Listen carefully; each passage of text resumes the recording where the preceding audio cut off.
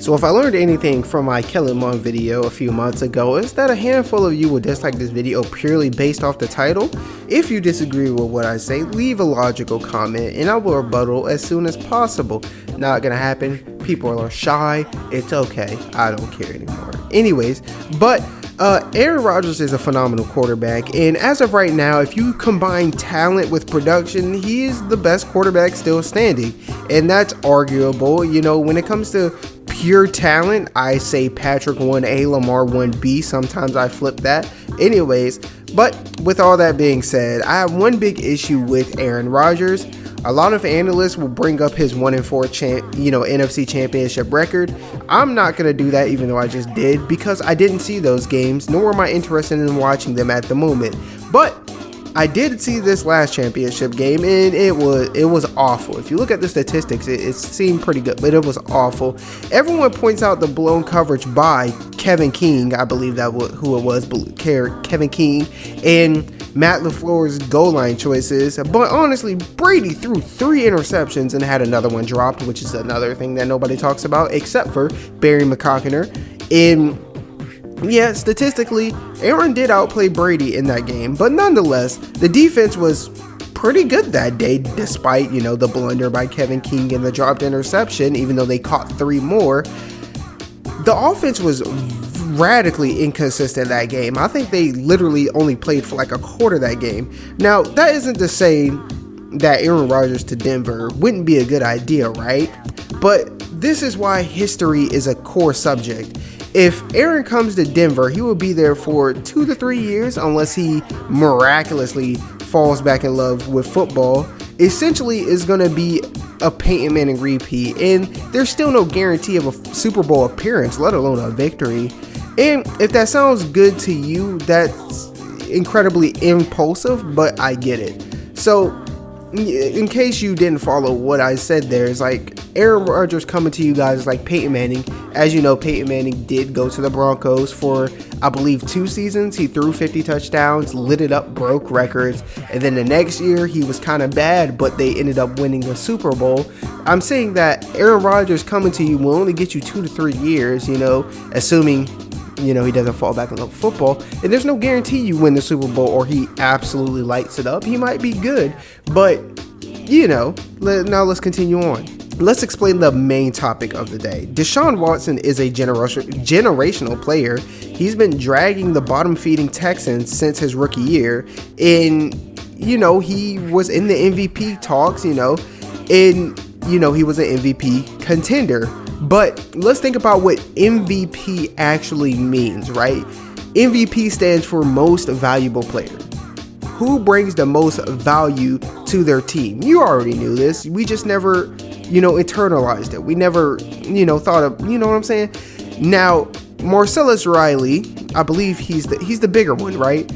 Anyways, he brings up how despite Deshaun's phenomenal production and showings, his win-loss column is the same as some average or below average quarterbacks. And it is a good argument, but it lacks an extreme amount of context. If you want that context, check out this video by Game Winning Drive. But a point that is not stated, is the Houston Texans have yet to win a game without Deshaun Watson since he's held out. Now, eventually they will win a game despite the conspiracy theories that the NFL, despite the conspiracy theories, the NFL has parity. Good teams will lose to bad teams, and sometimes, 2 bad teams face and one of them has to win. You know what I'm saying?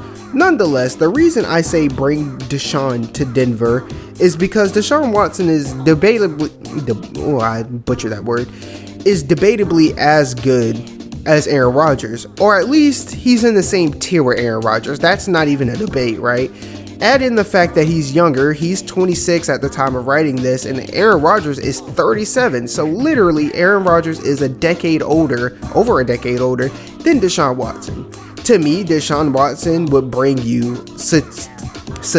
dang man, I'd be writing these words and then I'd be butchering them. Sustained success at quarterback, I mean, worst case scenario, he might have to redshirt a few games or a season. Also, he might not. Also, check this out. You would want him, trade for him now. You want him to redshirt the rest of the season, He gets to learn the offense. He has the offseason to learn it even more, build chemistry, and then you go guns blazing next season. You know what I'm saying?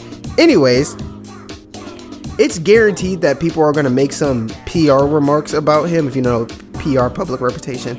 It is what it is. But Deshaun Watson is like building a fan base. Aaron Rodgers is like going viral. Yes, going viral is cool, and you get some accolades out of it, but eventually it comes crashing down, and you're either back at square one, or you're average again. For example, like I said earlier, bringing in Peyton Manning, broke some records with y'all, won a Super Bowl, has, and it's been a sea of syrup for you guys since then. Now, of course, it is possible to get 5-ish years out of Aaron Rodgers and hit on a QB1 in one of the, 4 drafts between here and there, because, those are outliers. Those are outlier situations. It's possible, but it isn't something to bet on. You feel me? Nor is landing Deshaun Watson or Aaron Rodgers a guaranteed Super Bowl appearance. It's an odd situation.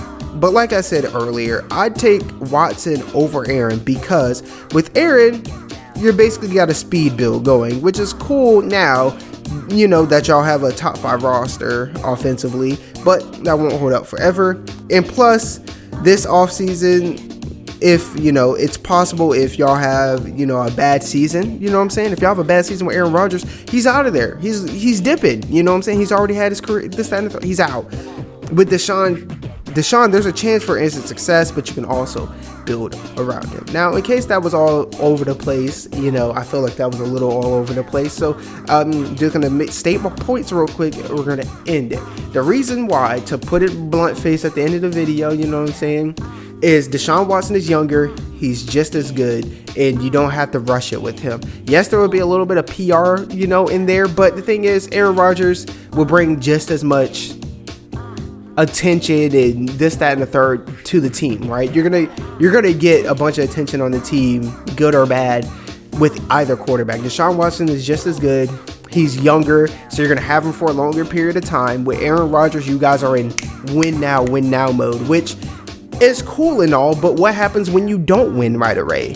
And then also when you bring in Aaron Rodgers, I feel bad because Brady made it seem this way, but when you bring in a guy, he does need a year or so to get used to the offense, to become the player that he really is. He's going to be handicapped that first year.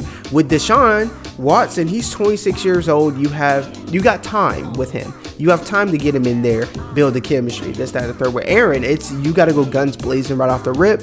And if things don't work out year one, because he's an instant noodles type of quarterback, it's just going to be a nightmare. It really is. It's like, you see what's going on with the Panthers right now.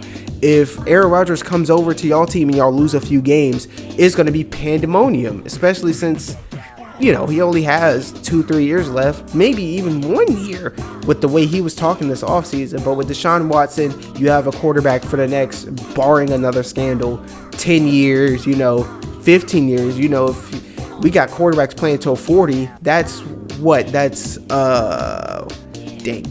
24 years, right? 24 years of a quarterback. That's assuming he spends the whole one there. But longevity, Deshaun Watson is just as good, and you're going to have him for longer. Yes, it's a little bit of a PR nightmare, but hey, it is what it is. The Eagles took Michael Vick, and in hindsight, it worked out. Everybody's cool with Michael Vick. There's still some people out there who hate on him a little bit, but the overall consensus is Michael Vick is a good guy. He's learned from it, this, that, and the third. Same thing with Deshaun Watson.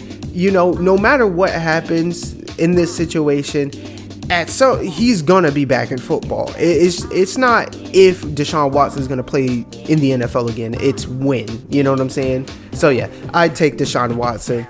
And yeah, with that being said, if you know, man, because we know we have next, sponsored by Atari. And